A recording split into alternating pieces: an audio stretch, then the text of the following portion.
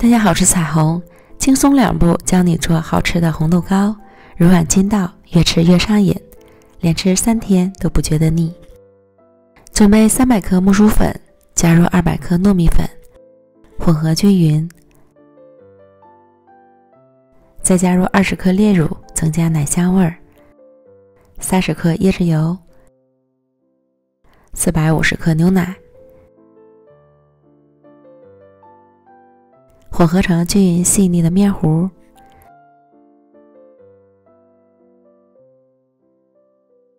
再按个人口味加入蜜红豆，再次搅匀。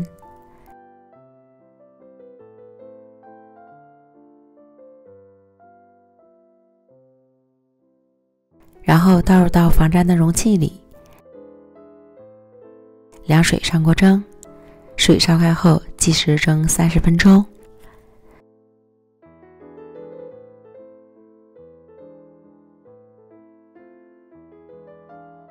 取出来放凉后脱模，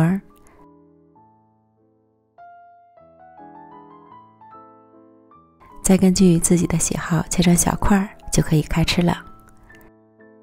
咱们的红豆糕就做好了，柔软筋道，韧性十足，吃起来不摘牙不糊嘴，淡淡的椰奶香夹杂着香甜的蜜红豆，真是越吃越上瘾，连吃3天都不会觉得腻。喜欢的朋友就赶快做起来吧。美食天天更新，咱们明天见，拜拜。